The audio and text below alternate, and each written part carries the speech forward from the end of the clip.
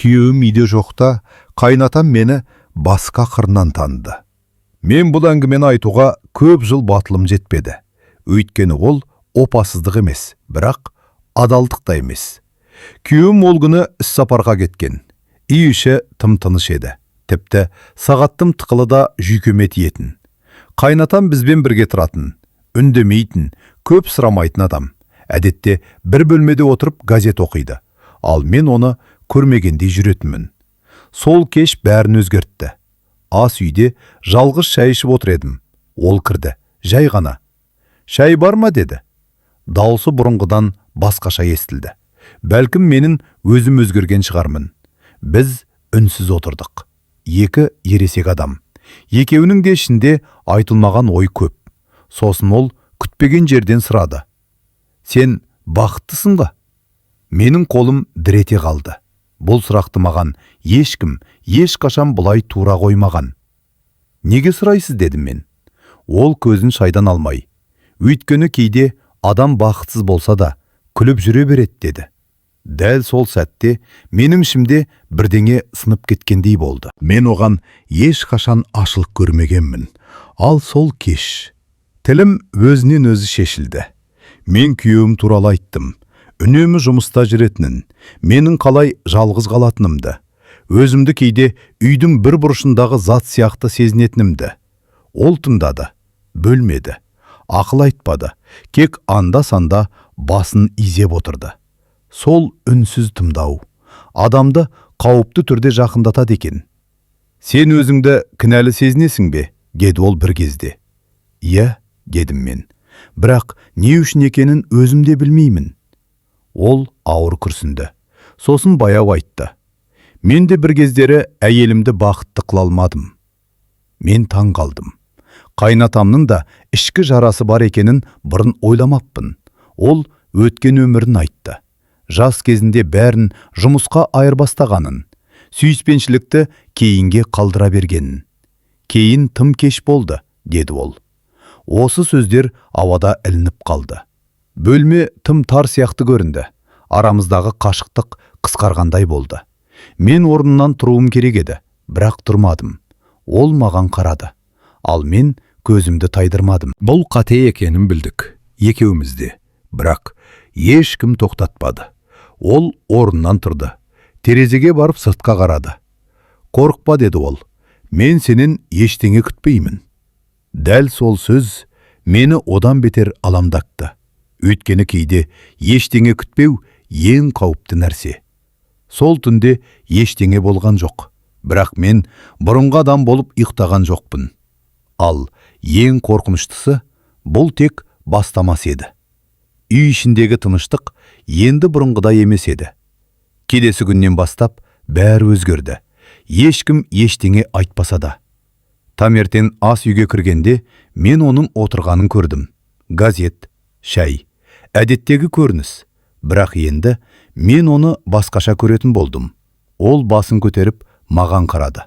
Ұзақ емес, бірақ жеткілікті. «Қайырлы таң», деді ол. «Қайырлы», дедім мен. Дауыстарымыз қалып деді, ал ішімізде тыныштық жоқ. Мен өзімді кінәлі сезіндім. Неге екенін түсінбедім. Өйткені ештеңе болмады ғой. Бірақ кейде болмаған нәрсе болғаннан да ауыр. Күні бойы сол кеш есімнен кетпеді. Оның айтқан сөздері. Даусының сабырлығы. Маған алғаш рет адам сияқты қарағаны. Кешке қарай ол аулаға шықты. Мен терезеден қараттырдым. Өзіме өзім, «Тоқта, бұл дұрыс емес», дедім. Бірақ жүрек ақылды тыңдай бермейді екен. Сол түні тағы да әңгіме басталды.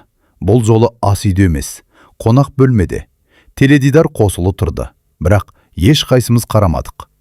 «Кеше сен ұйықтай алмадың», деді ол кенеттен. «Қалай білдіңіз?» дедім. «Байқалады», деді жай ғана. Осы сөздің өзі мені дір еткізді. Мен диванның бір шетінде отырдым. Ол қарсы бетте. Арамызда ауа бар еді, бірақ сол ауа ауыр. «Күйеуіңді жақсы көресің бе?» деді ол. Мен бірден жауап бере алмадым. «Мен үйленгенмін», дедім ақыры. Ол басын изеді. «Мен де солай ойлағанмын», деді. Сол сәтте біз екеуміз бірдей нәрсені сездік. Өткен өмірдің өкінішін. Ол маған жақындамады. Тіпті орнынан да тұрмады. бірақ сөздері жақындады. Адам кейде кеш түсінеді деді ол. Ал кейде түсінгенін мойындағысы келмейді. Мен көзімді төмен салдым. Өйткені ол менің ішімдегіні айтып отыр еді. Сол түні де ештеңе болған жоқ. Бірақ мен өзімді ұстап тұру қиындап бара жатқанын сездім. Үшінші күні күйеуім хабарласты. Даусы шаршаңқы. Бәрі жақсы ма деді. Иә дедім. Жалған айттым. Телефонды қойған соң қайнатамды көрдім. Ол бәрін естіп тұрғандай сезілді. Ол маған қарады. Жай ғана. Ал сол қарас маған ауыр тиді. Себебі енді бұл тек әңгіме емес еді. Бұл ішкі шекараның сынып бара жатқаны. Ал ең қиыны, мен оны тоқтатқым келмеді. Мен өзімнен қорқа бастадым. Төртінші күн. Үй бұрынғыдай емес. Қабырғаларда бәрін сезетіндей. Тыныштық тым ұзаққа созылса, жүрек одан бетер қатты соғады екен. Мен айнаға жиі қарай бастадым. Өзімді танымайтын сияқтымын. Мен не істеп жүрмін? Неге бұлай ойлаймын? Қайнатам бұрынғыдай салқын емес еді, бірақ тым жақында емес. Ең қауіптісі ол шекараны сақтап жүрді. Ал шекараны бұзбай жақын болу адамды одан бетер адастырады екен. Бір кеште жарық өшіп қалды. Күтпеген жерден. Үй іші қараңғы. Тек терезеден түскен әлсіз жарық. Қорықтың ба? Деді ол. Жоқ дедім. Ал жүрегім керісінше айтып тұрды. Ол шам іздеуге кетті. Мен артынан ердім. Бөлмеде екеуміз ғана қалдық. Қараңғылықта. Ол шамды жақты. Сол сәтте біз бір-бірімізге тым жақын тұрғанымызды аңғардық. Екеуміз де артқа шегінбедік. Алға да шықпадық. Сенім жүзімге бір ауырлық бар деді ол. Жай ғана. Өзімді жоғалтып алғандайсың. Бұл сөздер мені жаралады. Өйткені ол дәл айтты. Кейде адам дұрыс емес нәрсені ойлап қояды дедім мен. Сосын өзінен ұялады. Ол үндемеді. Тек көзін тайдырды. Ой әрекет емес деді ол ақырын. Бірақ ойда жауапкершілік. Осы сөзден кейін менің көзіме жас келді. Мен жылаған жоқпын, бірақ дауысым дірілдеді. Мен жаман адаммын ба дедім. Ол бірден жауап берген жоқ. Сосын айтты. Жоқ, сен тірі адамсың. Осы сөз мені тыныштандыруы керек еді. Бірақ керісінше. Жүрегім одан бетер ауырып кетті. Сол түні мен ұйықтай алмадым. Ойлар, сұрақтар, ұят. Ал таңертең күйеуім келетінін білдім. Телефон соқты. Ертең таңертең үйдемін деді. Менің ішім суып кетті. Қайнатам да білді. Ол маған қарап, енді бәрі басқаша болады деді. Бұл қоштасу емес еді. Бұл шешімнің жақындағаны еді. Ал мен қайсысынан қорқатынымды білмедім. Күйеуімнен бе? Өзімнен бе? Әлде айтылмай қалған сөздерден бе? Үш адам, бір үй, үнсіздік. Күйеуім таңертең келді. Есіктің дыбысы шыққанда жүрегім шымете қалды. Ол бұрынғыдай күлді. Сөмкесін қойды. Мені құшақтады. Сағындым деді. Мен де сол сөзді айттым. Бірақ даусым өзімдікі емес сияқты естілді. Қайнатам ас үйде отырды, әдеттегідей. Жолың қалай деді ол ұлына. Қарапайым сұрақ, қарапайым жауап. Ал сол қарапайымдылықтың артында ешкім көрмейтін ауыр шындық тұрды. Біз үшеуміз бір үстел басында отырдық. Таңғы ас, шәй, үнсіздік. Мен әр қозғалысты сезіп отырдым. Қайнатамның қолын, күйеуімнің даусын, өз демімді. Бір кезде күйеуім айтты. Сен өзгеріп кетіпсің. Мен селк ете қалдым. Қалай дедім? Білмеймін деді ол. Бір түрлі терең ойлап жүрсім. Қайнатам көзін шайдан алмады. Мен күлген болдым. Шаршаған шығармын дедім. Бұл шындықтың бір бөлігі еді. Күндер өтті. Бірақ жеңілдеген жоқ. Күйеуім үйде, қайнатам үйде. Ал мен өзімнің ішімде тұншығып жүрмін. Қайнатаммен көз түйістірмеуге тырыстым.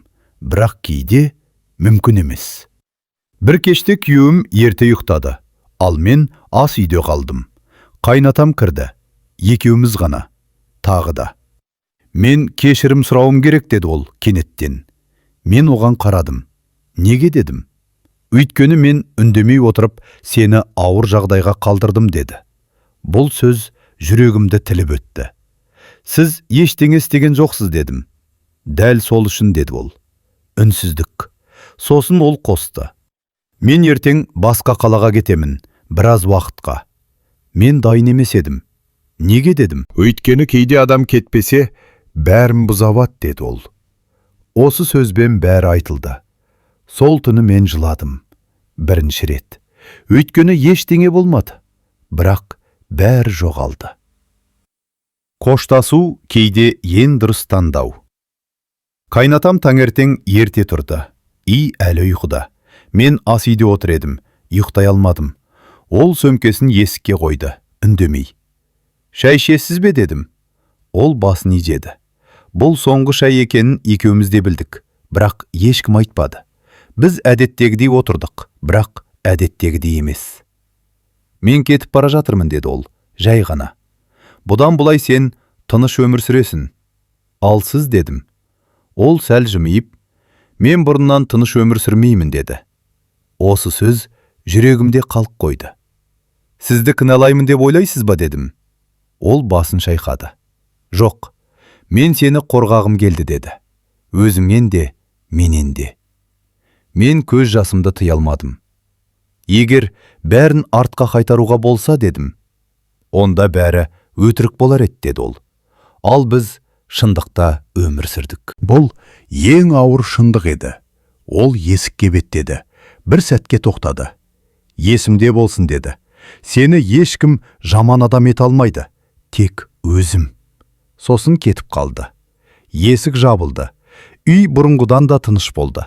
Күйеуім оянғанда ол жоқ еді. Әкем қайда деді. Қонаққа кетті дедім. Бұл тағы бір жартылай шындық. Күндер өтті. Уақыт бәрін орнына қояды дейді. Бірақ кейбір сезімдер жай ғана тереңге кетеді. Мен бұрынғыдай өмір сүріп жүрмін. Күйеуіммен, осы үйде. Бірақ кейде кешке терезеден қараймын. Сол бір түн есіме түседі. Ештеңе болмаған, бірақ бәрін өзгерткен түн. Мен сол кештен кейін бір нәрсені түсіндім. Тыйым салынған сезім ең қауіпті емес. Ең қауіптісі оны жоқ деп айту.